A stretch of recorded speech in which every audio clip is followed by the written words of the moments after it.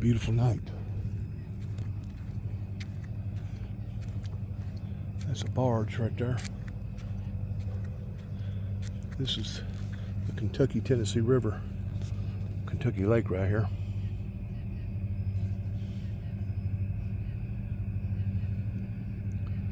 See that barge?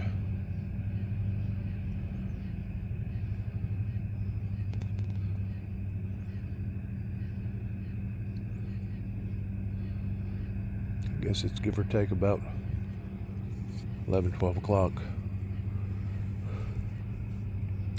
I'm up here at Grand Rivers, Kentucky.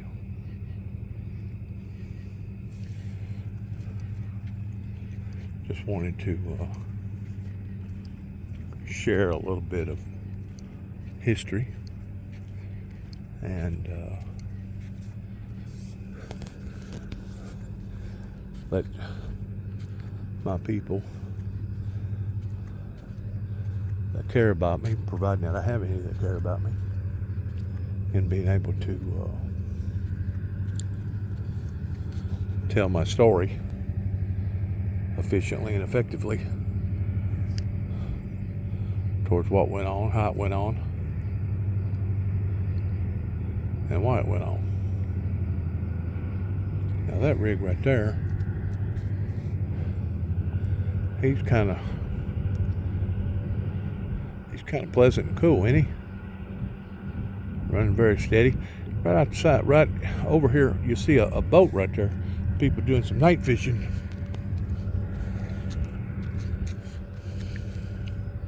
This is the back side of it. It's where all the sailboats and stuff park over that way. Like I said, I just wanted to give my viewers a little bit of an idea towards what and why this place was so special, towards God directing me up into this area in regards towards basically planting a seed. I just didn't realize at the time, whenever I was planting a seed, how incredibly hard it was going to be to plant that seed. Because you got demons everywhere. You got bad people everywhere. What you're looking at, it's kind of a optical illusion because it's so big. But I'm going to say that dam right back over there that you're looking at right there is every bit of a half to 3/4 of a mile. In other words, it's almost a mile right there on this edge of the bank right here. And then if you go about halfway into that dam, you're looking at a mile. And then if you go all the way down to the end of that dam where the levee starts again, you're probably looking at about 1.5 miles, maybe even 2 miles on the other side. Look at them waves. That's coming from that barge.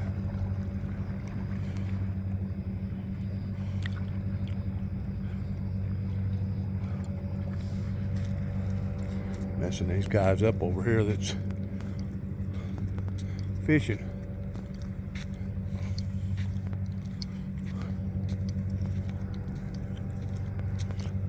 Yeah, old Chip, he had an idea about coming to this area after his parents come here from out west California. And you talk about somebody leaving an indelible mark or a seed.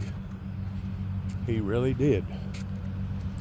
Whenever I first got acquainted with this area in 1989, I don't even think this existed. I do think that this breaker was here. I think that's what they call it. Originally a breaker, a levee breaker. But this being all concreted and nice the way it is, no, that didn't exist on up until probably around 2000.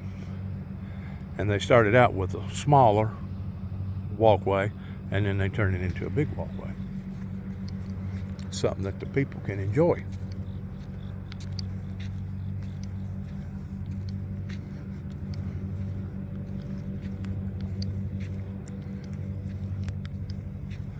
He had a restaurant up here at the time called the Iron Kettle. And man, you talk about some of the best food, because every bit of it was cooked out of iron skillets. Slow cooking. I imagine probably a lot of it was cooked with wood, just slow simmering cooking. Some of the best food that you've ever put in your mouth as far as southern cooking come from this area.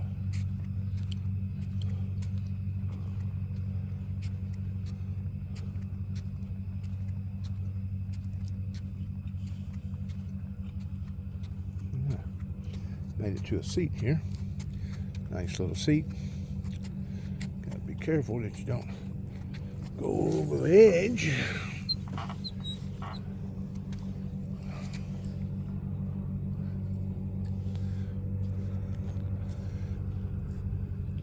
But it is so pleasant and so beautiful out here. And I guess one of the reasons why, well, I had to go to Paris to see my doctor, and then she requested for some medical records, so I had to go back to Clarksville to fill out some medical records. And while I was over there, I stopped at Fort Campbell for a while, and then I come down this way. And I feel like that this is probably this week, maybe part of next week, will pretty well end the atmosphere of summer in this area. I mean, I'm not going to say that we're not going to still have hot days in November, or possibly up to 80 or 85 degrees in December, because that's the way the pattern's been flowing. But as a rule, pertaining to the summer, it's just about time for it to end. And of course, summer does officially end, I think, in about a week now.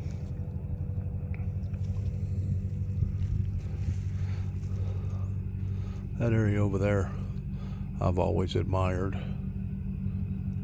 It's got a lighthouse right there, and of course they've got all kind of a cozy cottages and stuff in behind there. I'm gonna ask these fellers if I can talk loud enough where they can hear me, if they're doing any good. You guys doing any good out there? Got a couple small ones. Yeah? You ordinarily fish at night? Yeah, when it gets all summer we do. They've already done dropped the water at the winter pool, hadn't they? Well, they ain't quite down there yet, but they headed that way. Yeah.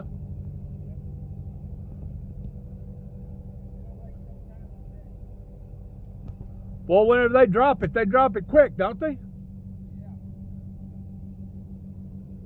In other words, they can go from summer to winter pool in what, about 10 days?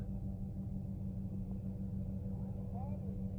Get down as soon as they want to be about it. They don't want to be longer down there. They can let a lot of water out quick.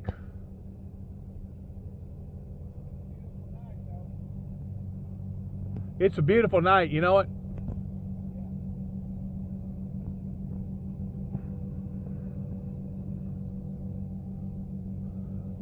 Good luck on your fishing.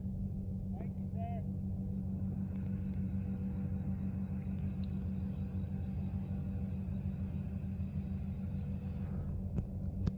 I got one question. Is that light that we're seeing directly up, or I guess it'd be down south of the river, is that bridge going over towards Aurora? Yes, sir. Huh? Yes, sir. It is? Yeah.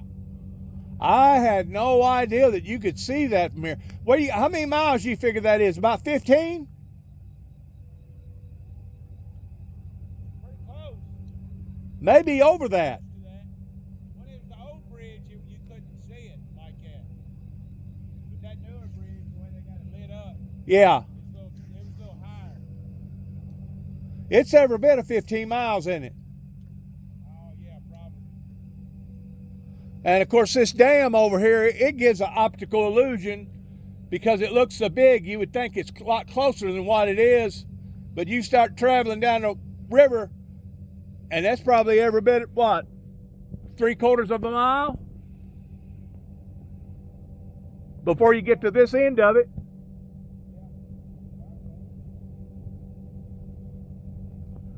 That tornado that come through, did that come through right over where that point is over there? That tornado that tore Hickman, Hickman, Kentucky up? Because it come across that water and then it went on over to the northern tip of Grand Rivers.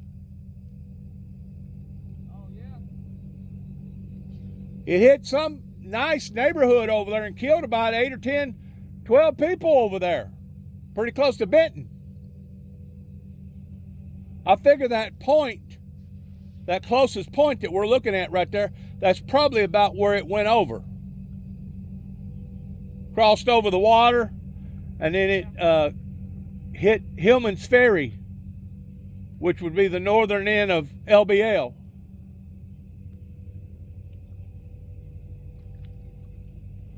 Y'all have fun.